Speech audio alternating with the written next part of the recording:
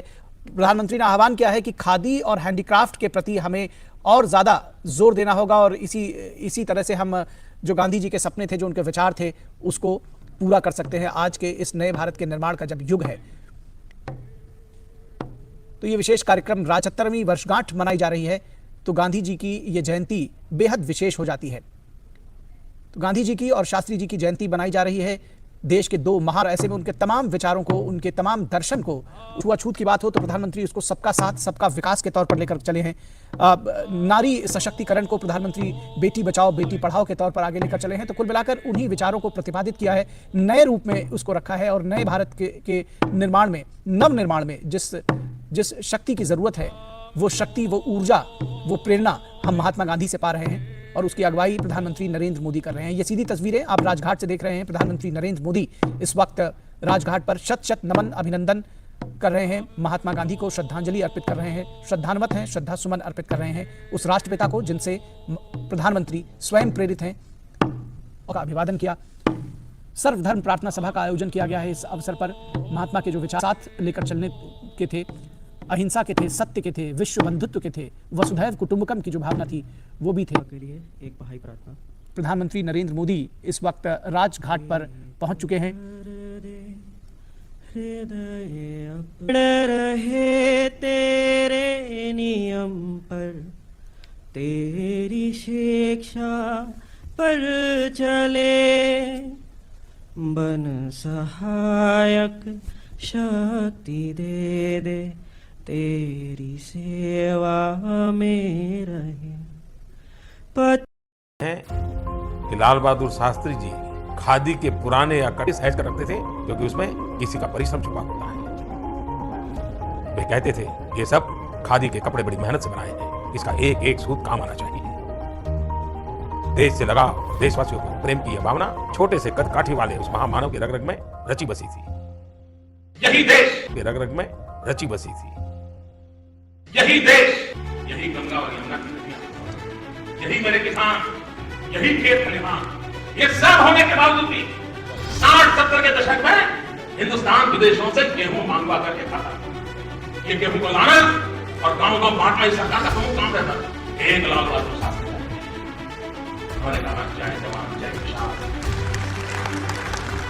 और देखिए मित्रों, एक लाल बहादुर शास्त्री आए, जय जवान जय किसान का मंत्र दिया, हिंदुस्तान का किसान उठ खड़ा हो गया और हिंदुस्तान भूखा रह गया।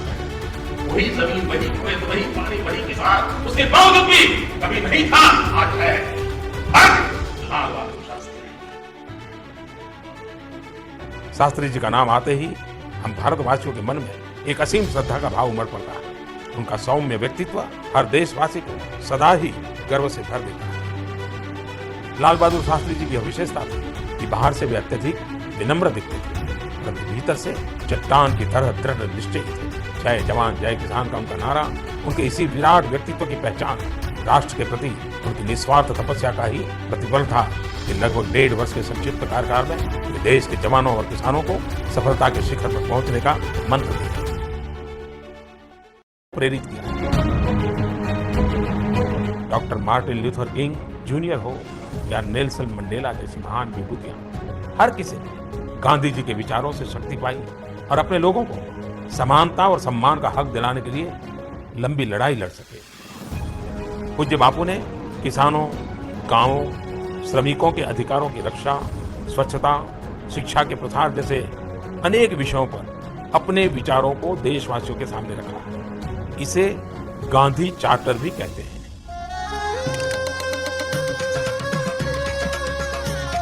बापू लोक संग्राहक थे। लोगों से जुड़ जाना और उन्हें जोड़ लेना बापू की विशेषता थी। यह उनके स्वभाव में था। यह उनके व्यक्तित्व की सबसे अनूठी विशेषता के रूप में हर किसी ने अनुभव किया। उन्होंने प्रत्येक व्यक्ति को यह अनुभव कराया कि वह देश के लिए सबसे महत्वपूर्ण और नितांत आवश्यक है। बापू ने हम सबको एक प्रेरणादायक मंत्र दिया था, जिसे अक्सर गांधी जी का तलिस्मान के नाम से जाना जाता है। उसमें गांधी जी ने कहा था, मैं आपको एक जंतर देता हूं, जब भी तुम्हें संदेह हो या तुम्हारा अहम तुम पर हावी होने लगे तो यह कसौटी आजमाओ। जो सबसे गरीब और कमजोर आदमी तुमने देखा उसकी शक्ल याद करो और अपने दिल से पूछो कि जो कदम उठाने का तुम विचार कर रहे हो वह उस आदमी के लिए कितना उपयोगी होगा, क्या उससे उसे कुछ लाभ पहुंचेगा। क्या हम कुछ भी खरीदारी के लिए जाएं तो पल भर के लिए पूज्य बापू को स्मरण कर सकते हैं, पूज्य बापू के उस जंतर का स्मरण कर सकते हैं। क्या हम खरीदारी करते समय सोच सकते हैं कि मैं जो चीज खरीद रहा हूं उससे मेरे देश के किस नागरिक का लाभ होगा, किसके चेहरे पर खुशी आएगी, कौन भाग्यशाली होगा जिसका डायरेक्ट या इनडायरेक्ट आपकी खरीदी से लाभ होगा, और गरीब से गरीब को लाभ होगा तो मेरी खुशी अधिक से अधिक होगी।